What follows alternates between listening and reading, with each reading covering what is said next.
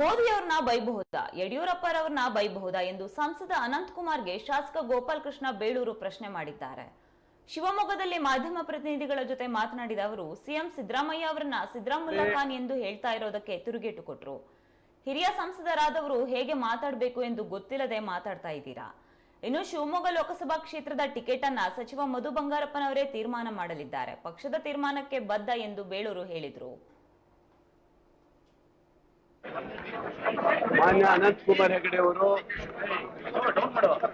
6 ಸರಿ MP ಆಗಿ ಮಂತ್ರಿ, ಕೇಂದ್ರದ ಮಂತ್ರಿಗಳಾದಂಥವ್ರು ಒಬ್ಬ ಸಾಮಾನ್ಯ ವ್ಯಕ್ತಿ ಅಲ್ಲ.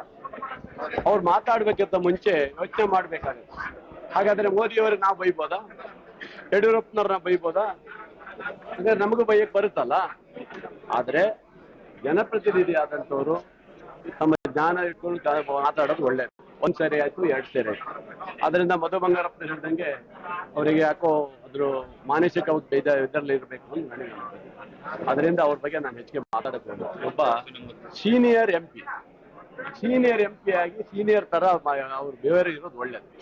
ಯಾವುದೋ ಹಿಂದುತ್ವದ ಇದರಲ್ಲಿ ಯಾರನ್ನ ಬೇಕಾದ್ರೂ ಬೈದ್ರು.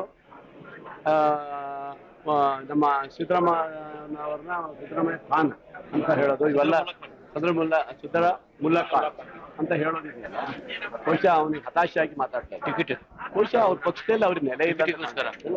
ಆ ನೆಲೆ ಇಲ್ಲ, ಪಕ್ಷದಲ್ಲಿ ನೆಲೆ ಇಲ್ಲ. ಆ ಬೇಜಾರಕ್ಕಾಗಿ ಲಾಸ್ಟ್ ಹೋಗ್ಬೇಕಾದ್ರೆ ಸಿದ್ದರಾಮಯ್ಯ ಬೈದು ಹೋಗೋಣ ಅಂತ ಬೈತಾ ಇದ್ದಾನೆ. ಟಿಕೆಟ್ ಸಿಗ್ಲಿ ಅಂತ.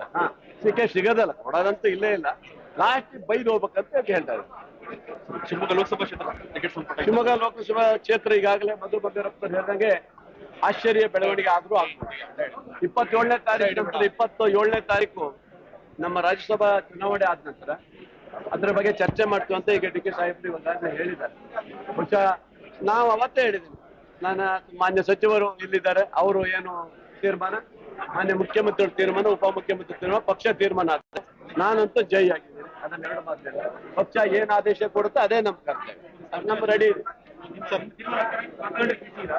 ಹೌದು, ನಮ್ ಸೇರಿಸಿದ್ದೆ. ಇಲ್ಲ, ಆತರ ಏನು ವಾತಾವರಣ ಕಾಣ್ತಾ ಇಲ್ಲ. ಅವರು ಚರ್ಚೆ ಮಾಡ್ತಾ ಇದ್ದಾರೆ, ಸರ್ವೆ ಮಾಡಿದ್ದಾರೆ. ಯಾರಿಗೆ ಆಗ್ಬೇಕು ಅನ್ನೋದು ಅವ್ರು ತೀರ್ಮಾನ ಮಾಡ್ತಾರೆ. ಪ್ರಮುಖ ಆಕಾಂಕ್ಷಿಗಳು ನಾನಂತೂ ಹೊರಗೆ ಹೋಗಿದ್ದೀನಿ ಈಗ. ಯಾಕಂದ್ರೆ ನನಗೆ ನೀನ್ ನಿಲ್ಲಕ್ ಸಾಧ್ಯನೇ ಇಲ್ಲ, ಬೇಡ ಅಂತ ಹೇಳಿ ಬೈದು ಕಳಿಸಿದ್ರು. ಆಮೇಲೆ ಬಿಟ್ಟಾಕಿದ್ದೀನಿ. ಈಗ ಅದಕ್ಕೆ ನಮ್ಮ ಸಚಿವರು